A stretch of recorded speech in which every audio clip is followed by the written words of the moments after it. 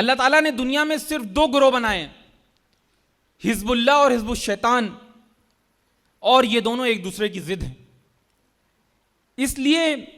اہل حق کے علاوہ سب کو باطل سمجھ کے ہی اگر ہم اپنا لائحہ عمل بنائیں گے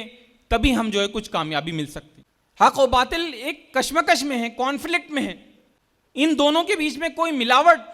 کوئی مداہنت، کوئی کمپرومائز نہیں ہو سکتی۔ باطل اگر اپنے تمام لشکر لے کے بھی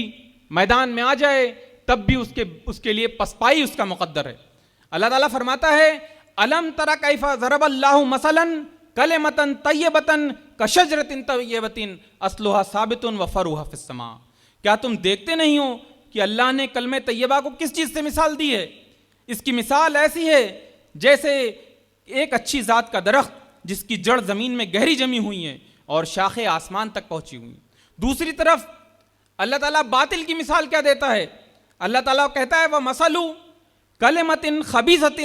كَشَجَرَةٍ خَبِيثَةٍ اجْتُثَّتْ مِنْ فَوْقِ الْأَرْضِ مَا لَهَا مِنْ قَرَارٍ، اور کلمہ خبیثہ کی مثال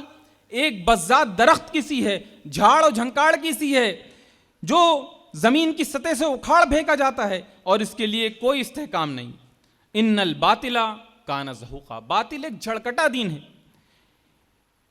اس کو حق کی مضبوطی کا اندازہ بخوبی ہوتا ہے، اس لیے وہ حق کو پابند کرنا چاہتا ہے، حق کا راستہ روکنا چاہتا ہے، مختلف لاز بناتا ہے، اینٹی کنورجن لاز بناتا ہے کہ کہیں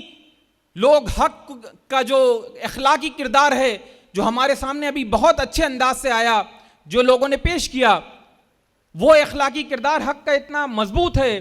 کہ ایسا نہ ہو کہ حق جو ہے پورے سماج کو مسخر کر لے جائے، چنانچہ وہ حق کو پابند کرنا چاہتا ہے۔ اصلاً یہ باطل کی مضبوطی نہیں ہے بلکہ یہ باطل کی بنیادی کمزوری، وہ ڈرتا ہے، کانپتا ہے، تھرتھراتا ہے حق کے غلبے سے، اسی لیے وہ حق کو مختلف اوچھی قسم کی کوششیں کر کے جو ہے وہ اس کو روکنا چاہتا ہے۔ دعوت ہے جو اس کانفرنس کی پیغام و دعوت ہے، اس میں جس طرح سے شجاعت کی، مضبوطی کی، جمنے کی بات کی گئی، تو یہ بات سمجھ لینے کی ہے کہ اس پورے پیغام کا اصل مخاطب جو ہیں وہ نوجوان ہیں۔